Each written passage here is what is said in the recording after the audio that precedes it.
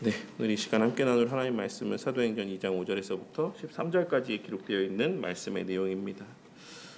지난주에 우리는 사도행전 2장 1절에서부터 4절까지의 앞선 말씀을 통해 오순절 성령 하나님의 강림하심의 사건이 구약의 율법을 완성하신 그리스도의 객관적 사역에 근거하여서 교회 공동체에 주관적으로 임하신 역사적인 사건이자 구속사적인 사건이다라고 하는 사실을 함께 살펴보았습니다. 성령 하나님께서는 먼저 교회를 온전케 하시고 그 안에서 각 사람에게 임하여 그 마음 가운데 율법을 새기심으로 그리스도의 객관적인 사역이 택하신 자들에게 주관적으로 적용되게 해주셨고 하나님의 자녀임을 확증해 주셨습니다. 그래서 우리가 지난 시간에 나눈 내용들을 통해서 알 수 있었던 것은 이제 우리에게는 그 어떤 율법의 정죄함도 남아있지 않다. 그리고 마음에 새겨진 율법이라는 것도 물론 우리가 그 마음으로서의 율법을 지키며 살아가야 되는 그 율법의 권위 아래에 있다라는 것을 의미하는 것이기도 하지만 동시에 그 자체가 우리의 하나님의 자녀임에 대한 확증이다라는 사실을 우리가 생각해 볼 수가 있었고 그 모든 은혜들은 하나님의 말씀을 통해 주어지는 것이다라고 하는 사실을 우리가 지난 시간에 말씀을 통해 함께 생각해 볼 수가 있었습니다. 그리고 그와 같은 말씀을 통해 우리 가운데 주시는 궁극에 지향되어지는 어떤 복의 실체는 서로 다름 속에서의 하나됨이다 라고 하는 사실 또한도 우리가 지난 시간의 말씀을 통해서 함께 살펴보았던 것입니다.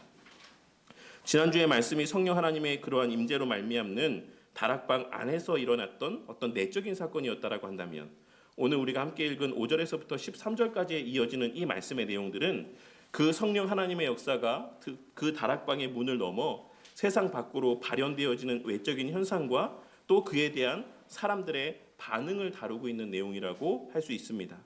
오늘 본문의 말씀은 단순히 성령 하나님의 임재의 현상으로 말미암아 사람들이 놀랐다 혹은 조롱했다 라고 하는 것만을 말씀하고 있는 내용이 아닙니다. 여기에는 하나님께서 이 땅의 교회를 왜 가시적으로 이제 드러나게 하신 것인지 그리고 그 교회 공동체가 드러나게 하신 발현되어지게 하신 그 교회 공동체가 감당해야 될 가장 우선적이고 본질적인 사명은 무엇인지 그리고 하나님께서는 그 일을 어떠한 방식을 통해 행하여 가시는지를 말씀하여 주고 있는 내용들이 이 본문의 내용들 가운데 담겨 있다라고 할 수가 있는 것입니다. 오늘의 이러한 말씀을 통하여서 하나님께서 이 땅의 교회를 가시적으로 드러나게 하신 것은 교회의 본질이 불러 모으심에 있다라는 사실을 알게 하시기 위함이라는 것과 그 모으심의 목적은 하나님의 큰 일이라고 표현되고 있는 곧 예수 그리스도의 복음을 듣게 하시기 위함에 있다라고 하는 것. 그리고 하나님께서는 그러한 일들, 그 복음을 듣게 하시는 일들을 세상에서의 내노라 하는 어떤 유력한 자들을 통해서가 아닌 약한 자들을 통해 이 위대한 일들을 이루어 가신다라고 하는 것, 행하게 하신다라는 사실을 깨닫고 우리의 신앙과 삶의 우선순위를 다시금 바로 세우는 은혜의 시간이 되기를 바라겠습니다. 오늘 본문의 말씀은 그때의 경건한 유대인들이 천하 각국으로부터 와서 예루살렘에 머물러 있더니 라고 하는 말씀으로 시작을 하고 있습니다. 여기서 경건한 유대인이라고 표현되어 있는 사람들은 단순히 도덕적으로 착한 사람들을 의미하는 것이 아니라 하나님을 경외하며 율법을 지키려고 애썼던 신실한 유대인들을 가리키는 표현입니다. 그리고 역사적으로 볼 때 이들은 아수르와 바벨론의 포로기 이후에 전 세계로 흩어져 살았던 디아스포라 유대인들을 의미하는 표현이라고 할 수가 있습니다. 그들은 유대인들의 3대 절기였던 오순절 절기를 지키기 위해서 천하 각국으로부터 이 예루살렘으로 모여들었습니다. 오순절이라는 절기를 중심으로 하나님께서는 천하 각국에 흩어져 있던 당신의 백성들을 예루살렘이라고 하는 이 한 장소로 불러 모으신 것입니다. 그리고 이는 당연히 우연이 아닌 하나님의 섭리적인 사건인 것이며 여기에는 지난주 말씀 중에도 언급했던 것처럼 창세기 11장에 기록되어 있는 바벨탑 사건의 어떤 구속사적인 역전의 의미가 반영되어 있다라고 할 수가 있습니다. 하나님께서는 창세기 11장에서 인간이 자신들의 이름을 내기 위해 교만하게 탑을 쌓게 되었을 때 그들의 언어를 혼잡하게 하여 그들을 온 지면에 흩으셨습니다. 그리고 이는 죄에 대한 심판의 어떤 모습, 심판의 결과였습니다. 하지만 이제 때가 참에 하나님께서는 그리스도의 구속사역, 대속의 사역을 근거로 이 죄의 문제를 해결하시고 이제 그 죄의 문제가 메시아인 예수님을 통해 완전하게 해결이 되자 성령을 보내시어 흩어졌던 자들을 다시 모으시고 혼잡했던 언어의 장벽을 넘어 하나의 복음을 듣게 하고 있으신 것입니다. 오늘 말씀에서 천하 각국이라고 번역된 표현은 그러한 맥락에서 이해했을 때 문자적으로는 하늘 아래 모든 민족을 의미하는 표현이긴 하지만 이 말씀 가운데서는 창세기에 기록된 어떤 그 열국표의 내용들이 이 말씀의 내용들 가운데 반영되어 있다라고 할 수가 있습니다. 일반적으로 많은 성도들이 이 사도행전에서 하나님께서 행하신 일에 대해서 생각을 할 때 복음이 땅끝까지 전파되게 하시는 것, 곧 복음이 확장되고 복음이 퍼져나가게 되는 것에만 집중하는 경우들이 많이 있지만 우리는 오늘의 이 말씀을 통해 복음이 땅끝까지 전파되기에 앞서서 하나님께서 그보다 더 우선적으로 행하신 일이 무엇인가를 놓쳐서는 안 됩니다. 하나님께서는 복음이 땅끝까지 전파되게 하시기에 앞서서 천하 각국, 즉 하늘 아래 모든 민족을 오순절에 이 예루살렘으로 모이게 하셨던 것입니다. 그리고 그 안에서 먼저 하나가 되게 하시고 교회가 되게 하셨습니다. 그리고 그 하나 된 교회가 땅끝까지 복음을 전파하게 하셨던 것입니다. 그리고 이 복음 전파, 복음 확장의 원리는 오늘날에도 여전히 동일하다라고 할 수 있습니다. 하나님께서는 오늘 말씀에서 복음이 예루살렘에서 땅끝까지 전파되게 하시기 위해 먼저 땅끝에까지의 사람들을 예루살렘으로 모으셨던 것처럼 오늘날에도 여전히 동일하게 복음이 우리를 통해 땅끝까지 전파되고 확장되게 하시기 위해 우리를 먼저 예루살렘으로 모으시고 교회로 모아 교회가 되게 하신다라는 것입니다. 한 몸, 한 가족으로서의 교회가 되게 하시는 것이 더 우선이라는 것입니다. 우리가 이 사실을 이해하지 못할 때 오늘날 많은 교회의 성도들이 오해하는 것처럼 우리는 각 개인이 이 복음 전파의 사명을 받은 것처럼 오해하게 될 수가 있습니다. 하나님께서 이 불러 모으심의 그 우선된 사건을 망각하고 간과하게 될 때 우리는 교회 안에서 우리가 복음을 듣고 각자가 나가서 복음을 전하면 되는 것이다라고 하는 이런 개인적인 신앙의 어떤 오류에 빠지게 될 수 있다라는 것입니다. 하지만 하나님께서는 이와 같이 먼저 모으시고 교회가 되게 하심을 통해 복음이 전파되게 하셨다라는 사실을 통하여서 결국 이 복음 전파의 사명은 교회 안에서의 개개인이 감당하는 것이 아닌 교회 전체가 공동체로서 감당하는 사명이라는 사실을 우리는 이러한 사도행전의 전체적인 흐름을 통해 발견하고 깨달을 수 있어야지만 되는 것입니다. 그리고 그러한 어떤 앞서 말씀드렸던 것처럼 사실들을 함께 다루면서 9절부터 11절까지의 말씀을 통해 누가는 당시 디아스포라 유대인들이 살고 있었던 여러 지명들을 일일이 열거하고 있는 것을 보게 됩니다. 그러면 누가는 이미 앞서 우리가 함께 읽은 말씀에서처럼 5절에서 천하 각국이라는 표현을 통해서 땅끝까지의 지역에서 사람들이 모여들었다라는 사실을 언급했음에도 불구하고 왜 뒷부분 9절에서 11절까지의 말씀 가운데 이러한 구체적인 지역의 지명들을 열거하고 있는 것이겠습니까?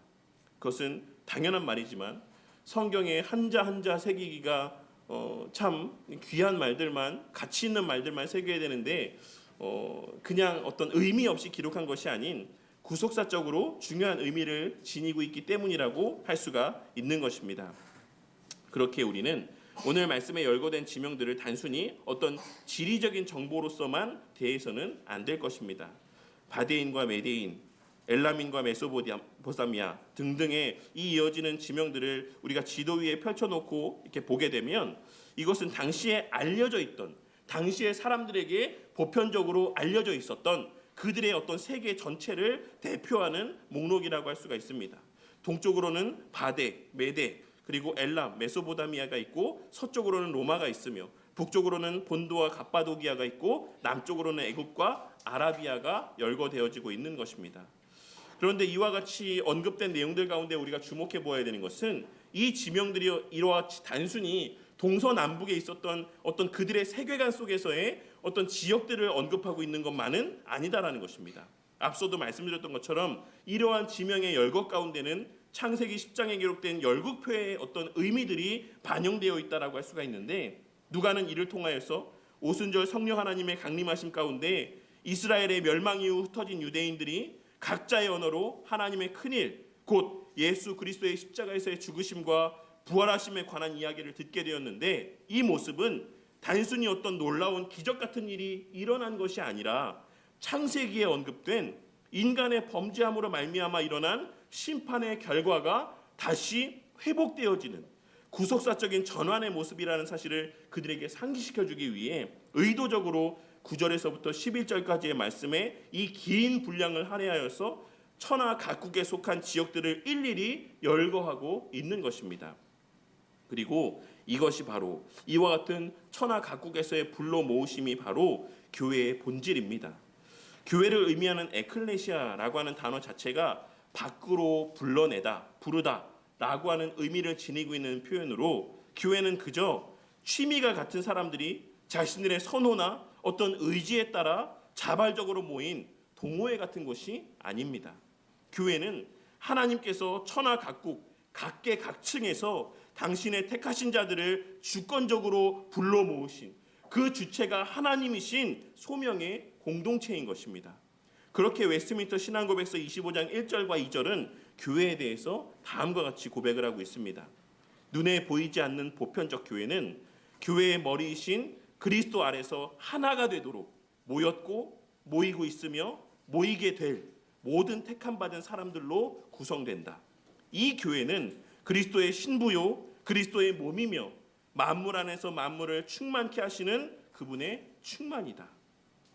보이는 교회 역시 복음 안에서 보편적인 교회로 전에 율법 아래서 한 민족에게 국한된 것과는 달리 참 종교를 고백하는 세계에 있는 모든 사람들과 그들의 자녀들로 구성되며 주 예수 그리스도의 나라요 하나님의 집과 가족이며, 이 교회 밖에서는 구원받을 수 있는 통상적인 가능성은 없다.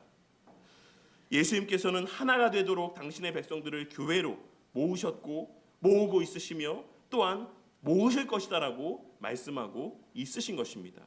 이것이 우리의 신앙의 출발입니다.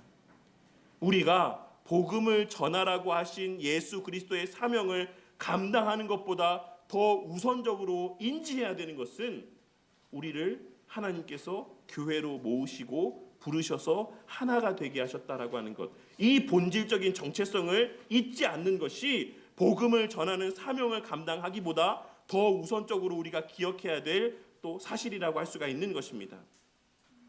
그 일들을 교회, 즉 가시적 교회들을 통해서 행하실 것인데, 이 가시적 교회 공동체 밖에서는 구원받을 수 있는 통상적인 가능성이 없다라고 웨스트민스터 신앙고백서는 증거하고 있는 것입니다. 하나님께서는 바벨탑 이후에 흩어진 인류를 이제 그리스도의 피로 다시 모으셔서 한몸된 교회를 이루게 하십니다.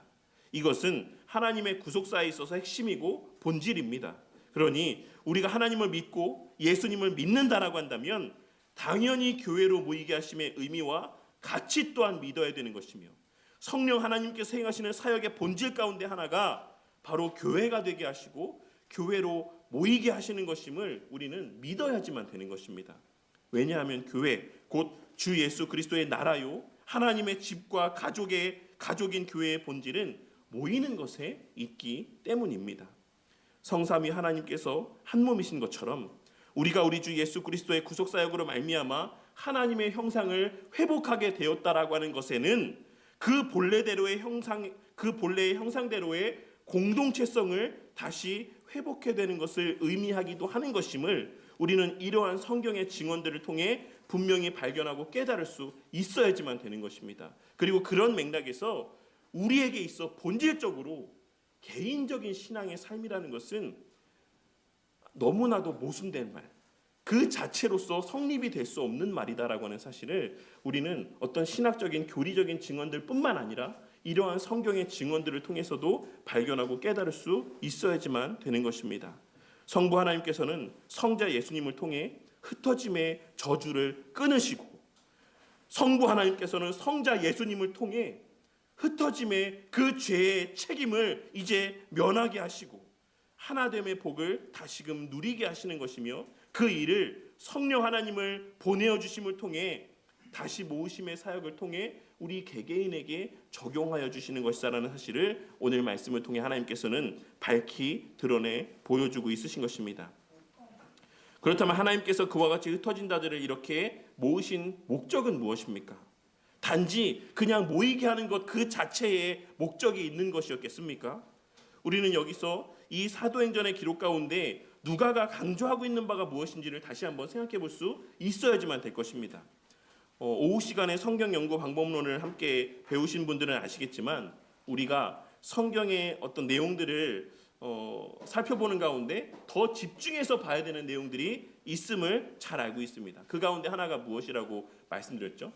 반복적으로 성경이 언급하고 있는 것. 계속하여 반복적으로 언급하고 또 언급하고 또 언급하고 있는 것. 그것이 그만큼 중요한 의미를 담고 있기 때문이다라는 사실을 우리가 성경 연구 방법론에서도 함께 살펴본 바가 있습니다. 그러면 지난주에 우리가 나누었던 말씀과 오늘 우리가 나누고 있는 말씀과 다음 주에 나눌 이 말씀 가운데 계속해서 이 사도행전 2장 가운데 계속해서 반복적으로 언급되고 있는 것이 무엇인가에 대해서 한번 우리가 좀 생각해 볼 필요가 있습니다. 제가 그 내용들을 한번 정리해서 말씀드리겠습니다. 2절에 급하고 강한 바람 같은 소리, 3절에 불의 혀, 4절에 성령이 말하게 하심을 따라 다른 언어들로 말하기를 시작, 6절에 이 소리가 나매 제자들이 말하는 것을 듣고, 7절에 이 말하는 사람들, 8절에 우리가 각 사람이 난 곳 방언으로 듣게 되는 것, 11절에 우리가 다 우리의 각 언어로 하나님의 큰 일을 말함을 듣는도다. 그리고 다음 주에 살펴볼 14절 말씀에 베드로가 11사도와 함께 서서 소리를 높여 이르되 유대인들과 예루살렘에 사는 모든 사람들아 이 일을 너희로 알게 할 것이니 내 말에 귀를 기울이라. 지금 2절, 3절, 4절, 6절, 7절, 8절, 11절, 14절 물론 더 이후에도 더 있지만 이 짧은 이 말씀의 내용들 가운데 거의 매 절마다 빠짐없이 언급되고 있는 내용들이 이미지가 무엇입니까? 말하는 것과 듣는 것입니다. 말하는 것과 듣는 것. 우리가 오순절 성령 강림의 사건으로 잘 알고 있는 이 사도행전 2장에서 오순절 계통에 있는 교회 성도님들이 성령 하나님의 불같이 임하는 그 뜨거운 성령 하나님을 체험하는 그 근거로 여기는 이 사도행전 2장에서 실제적으로 하나님께서 가장 많이 기록하게 하시고 언급하고 있는 것은 우리가 느끼는 어떤 성령 충만의 뜨거움이 아니라 말하게 하심과 그 말하게 하심을 듣는 것에 있다라고 하는 사실을 우리는 성경을 조금만 자세히 보면 그 내용들을 분명하게 확인할 수가 있는 것입니다. 만약에 이 오순절 성령 강림의 사건이 오늘날 그 오순절 계통 교회에 있는 성도님들이 말하는 것처럼 불같은 성령 하나님의 임재를 체험하는 것에 대한 근거가 되는 말씀이고 그것이 정말 중요한 사실이었다라고 한다면 그 사실이 이 2장 전체 내용들 가운데 빼곡하게 언급이 되어 있었을 것입니다. 성령을 받아 그들이 불같은 뜨거움을 느끼고 그 불같이 타오름을, 그 열정들을, 그 어떤 뜨거운 마음들을 느끼고 이런 내용들이 빼곡하게 기록되어 있었을 것입니다. 하지만 이 사도행전 2장의 그 불의 혀로 임하신 성령 하나님의 그 임재의 결과는 그 과정은 오직 말하게 하심과 듣게 하심에 있었다라는 사실을 우리는 이 성경을 조금만 자세히 살펴도 너무나도 선명하게 확인할 수가 있는 것입니다. 그리고 그 말하게 하심과 듣게 하심의 핵심적인 내용은 하나님의 큰 일이었고 그 방식은 듣는 사람들이 들을 수 있는 방식을 통해서였다. 오늘날 일부의 우리가 알아들을 수 없는 용어로 이야기하는 것을 방언이라고 이야기하시는 분들의 말과는 달리 오늘 말씀에서의 성령 하나님께서 최초로 임했을 때 가장 처음 임했을 때 성령 하나님의 말하게 하심의 그 내용은 모든 사람들이 다 알아들을 수 있는, 심지어는 우리가 어떻게 우리의 지역에서의 말로 저 말들을 들을 수 있냐라고 할 만큼 너무나도 선명하게 들려지는 방식을 통해서라는 사실을 또한 알 수가 있는 것입니다. 그러니 우리는 이러한 성경의 기록을 통해 사람의 말이 아닌 하나님의 기록해 하신 이 성경 말씀을 통해 하나님께서 사람들을 모으시는 목적은, 그리고 성령 하나님의 임재의 궁극의 목적은 모으실 뿐만 아니라 그 모인 자리에서 하나님의 큰 일을 듣게 하시기 위함이다라는 사실, 곧 복음을 듣게 하시기 위함이라는 사실을 알 수 있는 것이고, 그 이유는 그 하나님의 큰 일을 듣게 하심으로 거듭나게 하시고, 성령 하나님께서는 그 하나님의 큰 일을 듣게 하심으로 성령 하나님께서는 하나 되게 하시고 한 몸 되게 하시기 때문이자 하나님 나라의 복을 누리게 하시는 것이기 때문임을 우리는 지난 시간에 나눈 말씀과 오늘 나누는 말씀의 내용을 통해 분명하게 깨달을 수가 있는 것입니다. 하나님께서는 말씀을 통해 말씀과 함께 일하시는 분이시기 때문에 말씀을 듣게 하시기 위해 모으시는 것임을 우리는 오늘 말씀을 통해서도 분명하게 발견하고 깨달을 수가 있는 것입니다. 그리고 그 듣게 하심의 내용의 본질은 하나님의 큰 일이다라고 하는 사실을 우리는 분명하게 마음에 새겨야지만 될 것입니다. 그렇다면 오늘 본문에서 말하고 있는 이 하나님의 큰 일은 무엇을 말하는 것이겠습니까? 이미 앞서도 잠깐 언급했기 때문에 복음이라는 사실을 알고 있으시겠지만, 이 하나님의 큰 일로 번역된 헬라어 표현을 직역하면 하나님의 위대한 일들, 위대한 행위들, 하나님의 행하신 놀라운 일들이라는 의미입니다. 그리고 이는 구약 성경에서 반복적으로 사용되는 표현으로 70인역에서는 이 표현이 주로 하나님의 구속 사역을 가리킬 때 사용되는 표현입니다. 그리고 특별히 신명기 11장에서 출애굽, 홍해를 가르심, 광야에서의 인도하심 등을 하나님의 큰 일로 표현하고 있는 것을 우리는 성경의 내용들을 통해 확인할 수가 있습니다. 그러니 오늘 말씀에서 하나님의 큰 일이란 너무나도 당연한 말이지만 세상에서의 돌아가는 일들이나 세상에서의 살아가는 데 있어서의 어떤 처세술이나 혹은 정치적인 말들을 의미하는 것이 아닙니다. 교회가 강단에서 선포해야 될 설교의 본질은 내가 어느 정당을 지지해야 되는지, 어느 정당이 옳은 정당인지, 어떤 정치인이 바르고 우리가 어떠한 정치인을 지지해야만 교회에 유익이 되는가를 말하는 것이 아니라 우리의 어떻게 해야 될 바가 아닌 하나님께서 무엇을 행하셨는가, 하나님께서 행하신 그 큰 일이 무엇인가 라고 하는 것을 증거하는 것이 되어야 한다라는 사실을 우리는 이러한 말씀을 통해서도 너무나도 분명하게 확인할 수가 있는 것입니다. 뭐 좀 다른 말이지만 그러한 맥락에서 오늘날 목사님들이 물론 새롭게 추진되는 법안들에 대해서 어떤 우려감을 나타내는 것 정도는 너무나도 공감되어지는 바라고 할 수가 있지만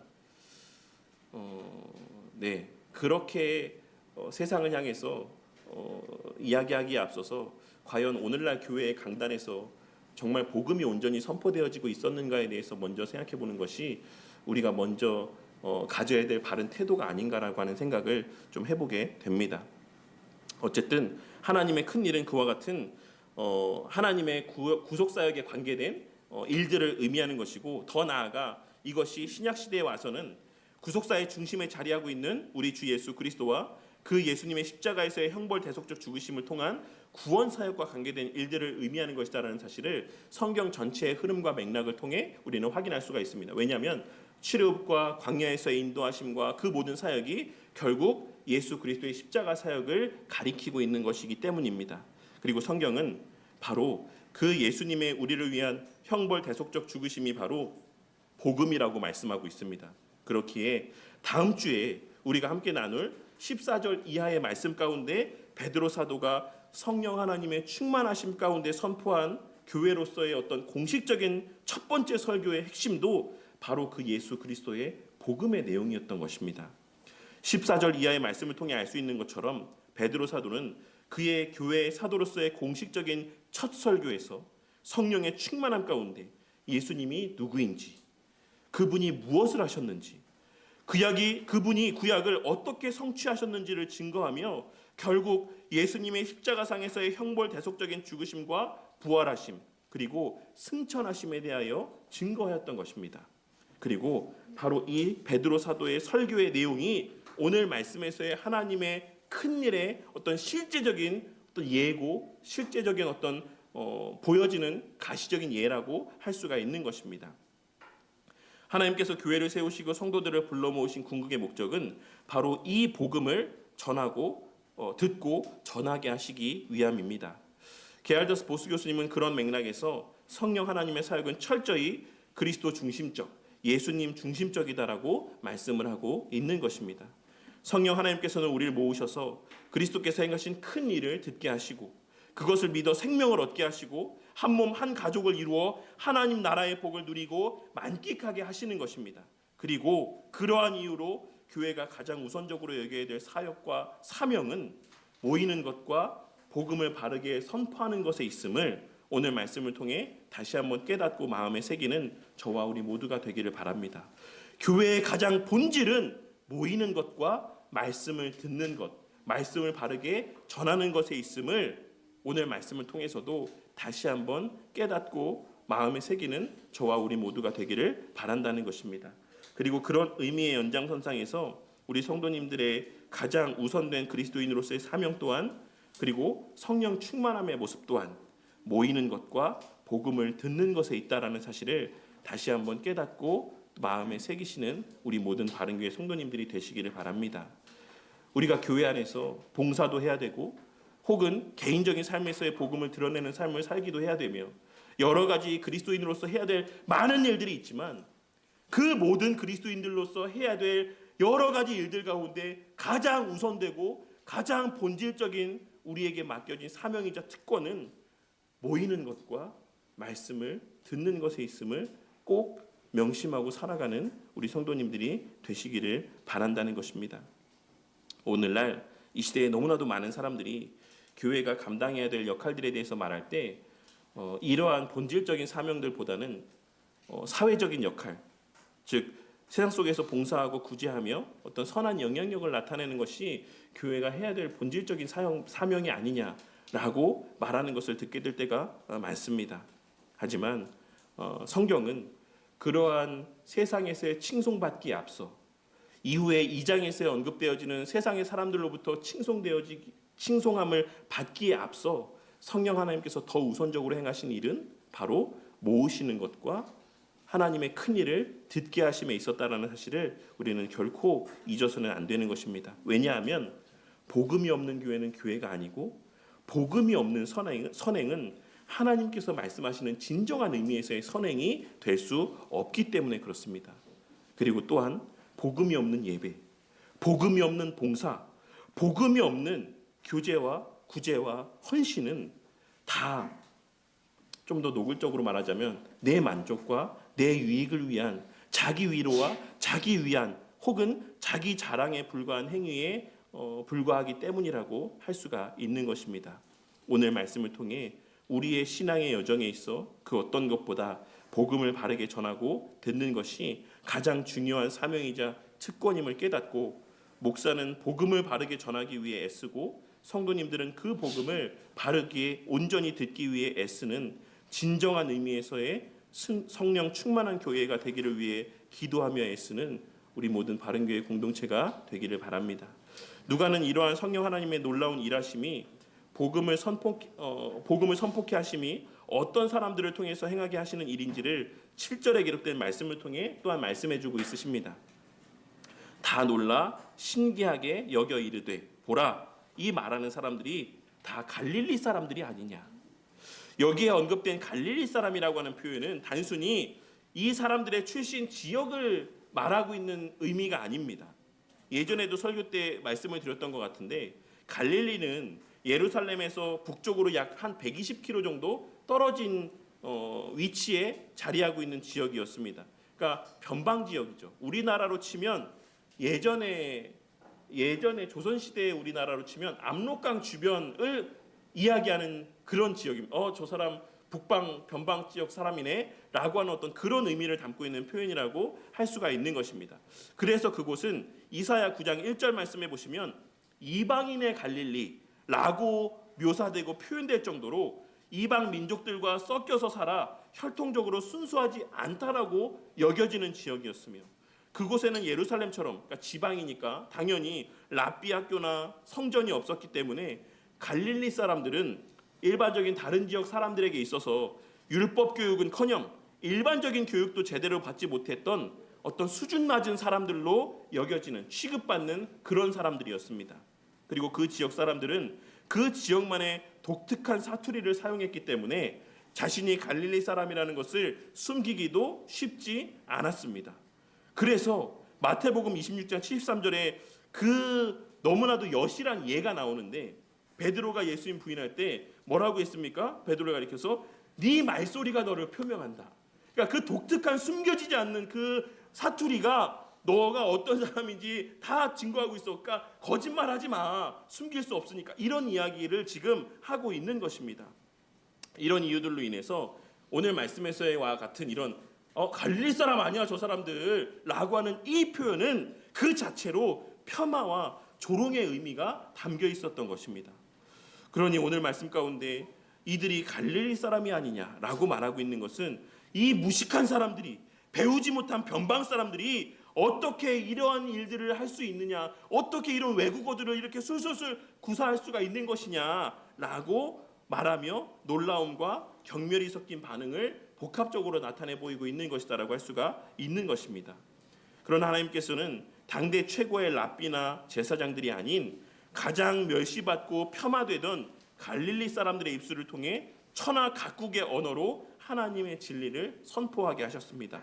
그리고 이는 고린도전서 1장 27절에서 29절에 기록된 말씀에서와 같이 하나님의 일하시는 방식임을, 비단 이때뿐만 아니라 그 이후에도 계속하여 하나님께서 일하시는 방식과 원리임을 우리는 성경의 기록을 통해 분명하게 확인할 수 있습니다. 그러나 하나님께서 세상에 미련한 것들을 택하사 지혜 있는 자들을 부끄럽게 하시려고 하시고, 세상에 약한 것들을 택하사 강한 것들을 부끄럽게 하려 하시며, 하나님께서 세상에 천한 것들과 멸시받는 것들과 없는 것들을 택하사 있는 것들을 폐하려 하시나니 이는 아무 육체도 하나님 앞에서 자랑하지 못하게 하려 하심이라.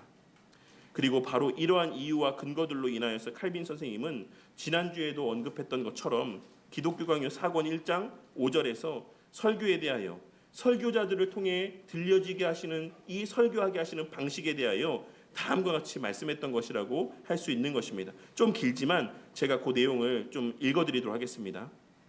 기독교 강요의 내용입니다. 하나님께서는 교회의 교육으로 당신의 백성의 장성을 원하셔서, 하나님께서는 교회의 교육으로 당신의 백성들의 장성함을 원하셔서 천상의 교리 설교를 목사들에게 맡기셨다. 그리고 우리는 하나님께서 의도적으로 이러한 제도를 정하셨고 사용하심을 알아야지만 된다.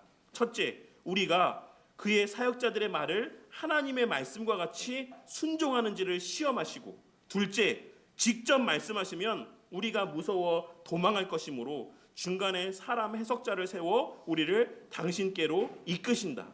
이렇게 사람의 입과 혀를 성별하셔서 당신의 음성을 들려주시는 것은 특별한 은혜이다.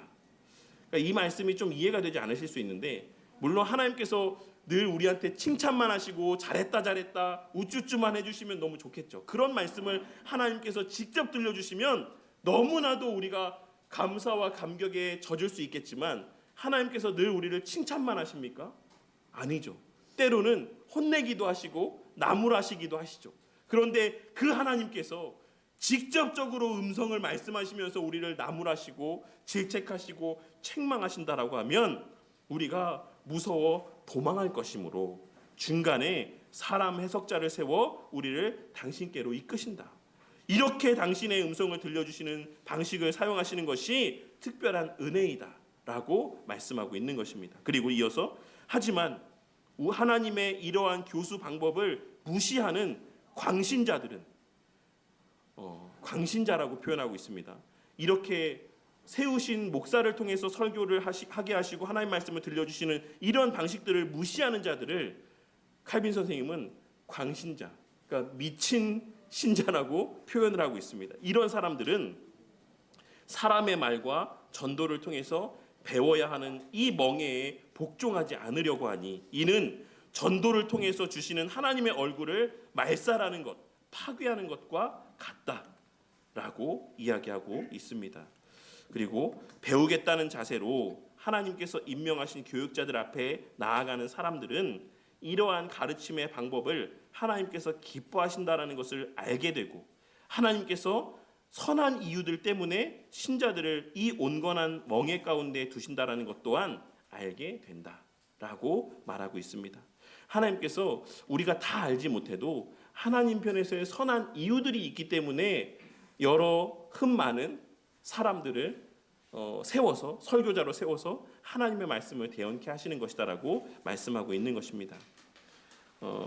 하나님께서는, 칼빈 선생님은 우리보다 우리를 더 잘 아시는 하나님께서 여러 가지 선한 이유들로 인해 질그릇과 같은 연약한 인생들을 통하여서 보배로운 복음을 담아 전하게 하시는 것이다라고 말씀하고 있는 것입니다. 이는 우리가 말씀을 전하는 자의 화려함이나 지적인 능력에 주목하지 않고 오직 선포되어지는 말씀 그 자체의 능력에만 의지하게 하시기 위함이라는 사실을 우리는 이러한 전체의 내용을 통해서 발견하고 깨달을 수 있어야지만 된다라고 생각합니다.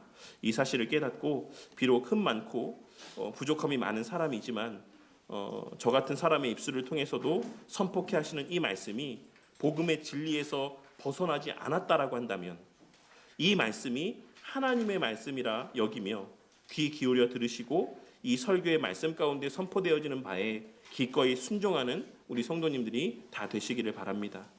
오늘 본문 말씀은 마지막으로 이 하나님의 큰 일을 들었던 사람들의 두 가지의 반응으로 끝맺음하고 있습니다. 그중 하나의 반응은 12절에 기록된 말씀에서처럼 다 놀라며 당황하여 서로 이르되 이 어찌 된 일이냐라고 말하는 반응이었습니다. 여기서 놀라며 라고 번역된 표현은 정신이 나간 듯한 놀라움을 의미하고, 당황하다라고 번역된 표현은 완전히 어찌할 바를 모르는 상태를 의미하는 표현입니다. 이를 통해서 누가는 하나님의 큰 일을 들었던 한 부류의 사람들은 비록 이 상황의 의미를 다 이해할 수는 없었을지라도 그 앞에서의 경외함을 느꼈다라는 사실을 말씀해주고 있습니다. 그리고 이는 거룩한 호기심을 동반한 경외감이었습니다. 그렇기에 그들은 이 어찌된 일이냐라고 물으며 더 알고자 하였던 것이고, 그러한 반응을 나타내 보였던 사람들이 바로 14절 이후에 베드로 사도의 설교를 듣고 회개하여 세례를 받는 3,000명의 사람들에 속한 자들이었을 것이다라고 할 수가 있는 것입니다. 하지만 이런 사람들과 또 다른, 전혀 다른 상반된 반응을 나타내 보인 사람들이 있었는데, 그들은 조롱하여 이르되 그들이 새 술에 취하였다라고 말했다라고 누가는 기록하고 있습니다. 그들은 이 놀라운 성령 하나님의 역사를 보고 들으며 비웃고 조소하며 그들을 향해 새 술에 취했다라는 말로 폄하하는 반응을 나타내 보였던 것입니다. 그렇다면 동일한 성령 하나님의 역사와 동일한 말씀의 선포 앞에 왜 이러한 엇갈린 상반된 반응이 나타난 것이겠습니까? 이와 관련하여 바울 사도는 고린도후서 2장 15절과 16절에서 다음과 같이 이야기합니다. 우리는 구원받는 자들에게나 망하는 자들에게나 하나님 앞에서 그리스도의 향기니 이 사람에게는 사망으로부터 사망에 이르는 냄새요 저 사람에게는 생명으로부터 생명에 이르는 냄새라. 또한 이는 인간의 전적인 타락과 하나님의 주권적인 선택을 보여줍니다. 타락한 인간은 고린도전서 2장 14절에 기록된 육에 속한 사람은 하나님의 성령의 일들을 받지 아니하나니 이는 그것들이 그에게는 어리석게 보임이요 또 그는 그것들을 알 수도 없나니 그러한 일은 영적으로 분별되기 때문이라. 이 말씀에서와 같이 인간 스스로는 하나님의 일들을 깨달을 수 없기 때문이라고 할 수가 있는 것입니다. 오직 사도행전 16장 14절에 기록된 하나님께서 루디아에게 행하신 바처럼 성령 하나님께서 그 마음을 열어주시는 자만이 말씀을 들을 수 있고 말씀을 믿을 수 있는 것입니다. 이를 통해 우리는 우리의 말씀에 대한 반응이 우리가 누구인지 또 우리가 어디에 속한 자인지를 드러내 보여준다라는 사실을 깨닫게 됩니다. 물론 이 말이 꼭 외적인 순종과 행함이 있어야지만 거듭난 사람이다, 하나님께 속한 자다라고 하는 것을 말씀드리는 것은 아닙니다. 이는 지난주 말씀에서와 같이 그 마음 안에 내면적인 반응에 대한 것을 말씀드리고 있는 것입니다. 우리가 말씀을 들을 때 그 말씀 앞에서 겸손히 무릎을 꿇는가, 아니면 교만하게 그 말씀에 반역하며 비웃으며 조롱하고 그 말씀의 내용들을 폄하하는가, 이것이 우리의 영혼의 상태를 보여주는 시금석과 같다라는 사실을 말씀드리고 있는 것입니다. 그렇다면 하나님께서 오늘의 이러한 말씀들을 통해서 우리에게 무엇을 깨닫게 하시고 어떠한 삶을 살아가게 하고 있으신 것이겠습니까? 첫째로 교회의 모임을 생명처럼 여기고 살아가게 하시기 위해 오늘의 이 말씀을 우리에게 들려주고 있으심을 깨닫게 되는 은혜가 있으시기를 바랍니다. 오늘 본문은 하나님께서 천하 각국에 흩어진 사람들을 예루살렘이라고 하는 한 장소로 불러 모으셨다라고 말씀하고 있습니다. 오늘 말씀을 통해 교회의 본질은 모이는 것에 있다라는 사실을 다시 한번 깨닫고 마음에 새기시기를 바랍니다. 하지만 오늘날 너무나도 많은 그리스도인들이 교회의 공적인 모임을 가볍게 생각합니다. 혼자서 유튜브로 집에서 예배 드리는 것도 아무런 문제 없지 않는가? 교회에 나가지 않아도 믿음만 있으면 되는 거 아닌가? 이러한 생각들을 아무렇지도 않게 하며 오늘날에도 여전히 코로나 이후에 어떤 한 정해진 지역교회에 출석하지 않고 개인적으로 나는 믿는다. 나는 하나님 계신 거 믿고 예수님도 믿는다라고 생각하며 자신을 믿음 있는 자라 여기는 자들이 많고 또 홀로 집에서 온라인으로 예배드리는 사람들도 너무나도 많이 있는 것입니다. 그러나 하나님께서는 성경 말씀을 통해 무엇이라 말씀하셨습니까? 모임을 패하지 말라라고 말씀하셨습니다. 왜냐하면 하나님께서 우리를 모으셨기 때문입니다. 바벨탑 사건에서 알 수 있듯이 인간의 흩어짐은 본래의 우리의 합당한 모습이 아니라 우리의 범죄함으로 말미암아 받은 저주의 결과였습니다. 그러나 하나님께서 우리 주 예수 그리스도의 십자가 대속의 사건을 통해 그러한 흩어진 자들을 다시 모으셨습니다. 이것이 은혜임을 깨닫고 명심하는 우리 성도님들이 되시기를 바랍니다. 비록 오늘날 일부 교회에서는 성도들이 그 삶의 일상조차도 어떤 지장을 받을 정도로 너무나도 교회에 많이 불러 모으는 교회들도 있긴 하지만 최초에 세워진 교회 성도들은 날마다 마음을 같이하여 성전에 모이기를 힘썼다라는 사실을 기억하고 교회의 공적 모임을 가도 되고 가지 않아도 되는, 형편이 되면 가고 여건이 되면 가고 그렇지 않으면 가지 않아도 되는 어떤 선택과 상황의 문제에 속한 것으로 여기는 것이 아닌 하나님께서 모으시는 것임을 명심함 가운데 교회의 모든 공적인 모임들을 우리가 우리 주 예수 그리스도에 베풀어 주신 그 은혜에 감사하고 그 예수님을 사랑하는 크기만큼 귀하게 여기고 가치 있게 여기며 소중하게 여기는 저와 우리 모두가 되기를 바랍니다.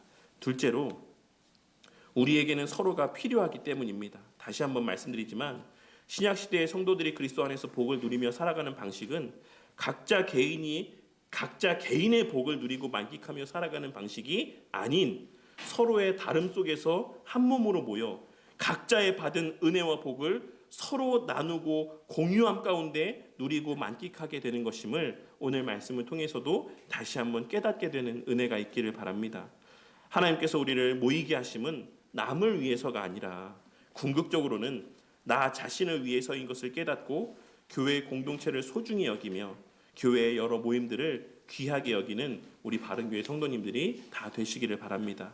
그리고 둘째로 우리 삶의 최우선순위를 하나님의 큰 일을 듣는 것에 두고 살아가게 하시기 위해 오늘의 이 말씀을 우리에게 들려주시는 것임을 깨닫게 되는 은혜가 있으시기를 바랍니다. 오늘 본문은 하나님께서 만국에 흩어진 자들을 모으신 목적이 하나님의 큰 일을 듣게 하시기 위함이다라고 말씀하고 있습니다. 그렇다면 오늘날 교회로 부름받은 우리 성도님들의 그 목적 또한 너무나도 분명합니다. 우리는 복음을 듣기 위해 이 자리에 앉아 있는 것입니다. 그리고 이것이 바로 우리가 이 땅에 사는 동안 절대로 놓치지 말아야 될 삶의 본질이자 우선순위입니다. 왜냐하면 말씀이 곧 생명이고 말씀이 곧 능력이기 때문입니다. 하나님께서는 이 사실을 성경 곳곳에서 너무나도 많이 수도 없이 반복해서 말씀해주고 있으십니다. 신명기 8장 3절에서 사람이 떡으로만 사는 것이 아니요 하나님의 입에서 여호와의 입에서 나오는 모든 말씀으로 사는 줄을 내가 알게 하려 하심이니라. 요한복음 6장 63절 살리는 것은 영이니 육은 무익하니라. 내가 너희에게 이른 말은 영이요 생명이라. 로마서 10장 17절 그러므로 믿음은 들음에서 나며 들음은 그리스도의 말씀으로 말미암았느니라. 우리 삶에서 이 원리가 무너지면 우리의 삶은 다 무너집니다. 아무리 세상에서 성공하고 많은 것을 가졌다라고 할지라도 하나님의 큰 일인 복음이 내 귀에 들리지 않고 내 심령에 박히지 않는다라고 한다면, 말씀의 그 귀함과 가치를 인지하지 못하고 살아간다라고 한다면 그 영혼은 기갈에 빠진 영혼이며 죽어가는 영혼에 불과합니다. 반대로 세상적으로는 가진 것이 없고 연약해 보일지라도 날마다 하나님 말씀을 듣고 그 말씀으로 살아가는 자들은 그 말씀의 은혜 안에서 가장 부유한 자이자 복된 자라는 사실을 오늘 말씀을 통해서도 분명하게 깨달을 수 있어야지만 되는 것입니다. 여기서 우리가 동시에 또한 기억해야 되는 것은 우리가 혼자서 성경을 보는 것도 말씀을 보는 것도 중요하지만 하나님께서는 교회 공동체 안에서 또한 강단을 통해 선포되어지는 말씀을 들을 때 특별한 은혜를 주신다라는 것입니다. 지난주에 언급했던 제이 스위스 신앙고백서가 고백하고 있는 것처럼 하나님께서는 강단에서 설교자를 통해 복음을 선포케 하심으로 친히 당신의 백성들에게 말씀해 주시는 것입니다. 이는 우리 각자가 홀로 말씀을 읽을 때와는 또 다른 차원의 특별한 은혜인 것입니다. 이 사실을 깨닫고 이러한 하나님 말씀의 은혜를 사모하며 교회의 공적인 예배를 귀하게 여기고 또한 공적인 예배에서 선포되어지는 하나님 말씀을 생명같이 귀하게 여기며 그 말씀을 듣기 위해 세상에서의 그 어떤 것에 대해서 열심을 내는 것보다 더욱 열심을 내고 살아가는 우리 바른교회 성도님들이 다 되시길 바랍니다. 그리고 셋째로 설교자의 어떠함이 아니라 선포되는 말씀 그 자체를 신뢰해야지만 된다는 사실을 깨닫게 하시기 위해 오늘 말씀을 들려주고 있으신 것임을 깨닫게 되는 우리 성도님들이 되시기를 바랍니다. 당시 사람들은 이들이 갈릴리 사람이 아니냐라고 말하며 그 말하는 자의 자격을 논하였습니다. 그러나 그들의 투박한 입술을 통해 선포되어진 것은 생명의 복음이었습니다. 그리고 이는 오늘날 우리에게도 동일하게 요구되어지는 모습이라고 할 수가 있을 것입니다. 앞서 언급했던 칼빈 선생님의 가르침처럼 하나님께서는 우리를 겸손케 하시려고 사람을 통해 말씀하시는 방식을 취하셨습니다. 설교자가 인간적으로 부족해 보일 수 있을지라도, 갈릴리 사람처럼 투박해 보일 수 있을지라도, 때로는 말을 더듬을 수도 있고 실수할 수가 있을지라도 그 입술을 통해 선포되어지는 것이 성경에 계시된 진리가 맞다라고 한다면 우리는 사람을 보지 아니하고 그 뒤에 계신 그 말씀의 본질이신 하나님을 바라볼 수 있어야지만 되는 것입니다. 웨스트민스터 대요리 문답 155문답은 다음과 같이 질문하고 답하고 있습니다. 어떻게 말씀이 구원에 효과적이게 됩니까? 성령께서 말씀을 읽는 것, 특별히 말씀의 설교를 사용하시어 죄인들을 조명하시고 확신시키고 겸손하게 하시며 그들을 자기 자신들로부터 그리스도께로 가까이 이끄시며 그의 형상을 본받게 하시며 그의 뜻에 복종케 하시며 그들을 강건케 하셔서 시험과 부패에 빠지지 않게 하시고 은혜로 저희를 세우시며 구원에 이르는 믿음을 통하여 그들의 마음을 거룩함과 위로 가운데 굳게 세우시는 데에 효과적인 방편으로 사용하십니다. 주체가 누굽니까? 성령께서, 성령 하나님께서입니다. 즉 말씀의 능력은 설교자의 능력에 있는 것이 아니라 성령 하나님의 능력과 그 역사하심에 달려있다라는 것입니다. 그리고 성령 하나님께서는 성경에 계시된 진리가 선포될 때 역사하십니다. 이 사실을 깨닫고 설교자를 우상화하지도 마시고 또 설교자를 함부로 판단하거나 비판하지도 않는 우리 바른교회 성도님들이 되시기를 바랍니다. 오늘날 너무나도 많은 성도님들이 소위 큰 교회의 목사들을 대할 때 그 교회의 규모가 곧 그 목사의 가치와 그 목사의 설교의 가치를 대변하는 것처럼 여기며 그들의 입을 통해 선포되어지는 말씀에 더 귀를 기울이고 그것을 더 귀하게 여기며 더 무겁게 받아들이는 모습을 보게 될 때가 많습니다. 심지어는 설교 말씀이 아닌 것에도 그들이 강단에서 선포하는 말이 아님에도 불구하고 대형교회, 소위 큰 교회 목사들이 말하는 말 한마디 한마디를 마치 하나님의 말씀처럼 여기고 받는 모습을 보게 될 때가 많이 있는 것입니다.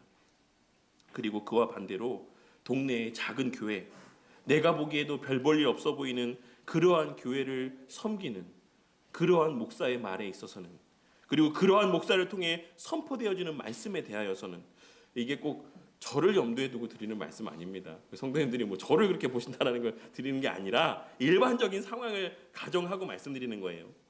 그러한 몇 안 되는 성도에 모인 그런 무리에서 선포하는 그런 목사의 설교에 대하여서는 그 설교의 가치마저도 그가 섬기는 교회의 크기와 비례하여서 그 설교의 가치를 판단하는 모습을 보게 될 때가 많이 있는 것입니다. 하지만 우리 바른교회 성도님들은 설교자의 어떠함이나 외적인 조건에 주목하기보다 베레아 사람들처럼 이것이 정말 하나님 말씀인지, 이 말씀이 진짜 복음인지에 집중하며 말씀을 듣는 우리 성도님들이 되시기를 바랍니다. 단순히 교회의 크기에 압도되지 마시고, 그냥 대형 교회를 목회하는 목사이니 그 목사의 입술에서 선포되어지는 말씀은 다 좋은 말씀이겠거니, 다 하나님의 말씀이겠거니 생각하며 분별력 없이 말씀을 듣는 자들이 아니라 베레아 사람들처럼 이것이 정말 하나님 말씀인지, 이것이 진정한 성경에 게시된 복음인지를 분별하며 말씀을 듣는 우리 성도님들이 되시고, 또한 그 말씀이 성경적 진리에서 벗어나지 않는 말씀이 분명하다라고 한다면 설교자의 어떠함과 상관없이, 그 목사가 섬기는 교회의 규모와 상관없이 그 시간 그 설교자를 통해 들려주시는 말씀이 하나님의 말씀이라는 사실을 믿고 신뢰하며 귀담아 듣고 경외함으로 듣고 그 말씀에 순종하는 우리 모든 성도님들이 다 되시기를 바란다는 것입니다. 그리고 마지막으로 말씀 앞에서의 우리의 각자의 반응을 늘 점검하며 살아가는 자들이 되게 하시기를 위해 이 말씀을 들려주심을 깨닫고 명심하는 우리 성도님들이 되시기를 바랍니다. 본문은 동일한 복음 앞에 두 반응이 있었다는 사실을 말씀하여 줍니다. 어떤 사람들은 놀라며 어찌된 일이냐라고 물었고, 어떤 사람들은 새 술에 취했다라며 조롱했습니다. 우리는 어떠합니까? 말씀이 선포될 때 마음이 찔리고 회개하게 됩니까? 아니면 귀를 막고 변명을 합니까? 더 알고 싶은 거룩한 호기심이 생깁니까? 아니면 그저 지루하기만 하고 따분합니까? 순종하고 싶은 마음이 듭니까? 아니면 그건 현실적이지 않은 일이다라고 생각하며 그 말씀의 가치를 폄하하고 그 말씀의 요구를 거부합니까? 만약 말씀 앞에서 아무런 감동이 없고 변화가 없고 반응이 없다면 우리는 심각하게 우리의 영혼의 상태를 점검해 보아야 될 것입니다. 바울 사도는 앞서도 말씀드렸던 것처럼 고린도전서 2장 14절에서 다음과 같이 말씀하고 있습니다. 육에 속한 사람은 하나님의 성령의 일들을 받지 아니하나니, 육에 속한 사람은 하나님의 성령의 일들을 받지 아니하나니, 이는 그것들이 그에게는 어리석게 보이며 또 그는 그것들을 알 수도 없나니 이러한 일들은 영적으로 분별되기 때문이라. 바울 사도의 이 말을 마음에 깊이 새기고 설교를 듣고 난 이후에 늘 오늘 말씀이 나에게 무엇을 말씀하고 있는지, 나의 삶 가운데 어떻게 적용되어야 되는지를 스스로에게 묻고 묵상하는 시간들을 갖는 우리 성도님들이 되시기를 바랍니다. 그저 수업을 듣고 난 학생들처럼 내가 오늘 무엇을 배웠는가, 무엇을 알게 되었는가에 그치는 것이 아니라 그 알게 됐고 깨닫게 된 바가 내 삶과 어떤 관계가 있고 왜 하나님께서 이것을 나에게 깨닫게 하시는지를 깊이 묵상하는 시간들을 갖고 그 깨닫게 하신 바를 적용하기 위해 애쓰는 우리 성도님들이 되시기를 바란다는 것입니다.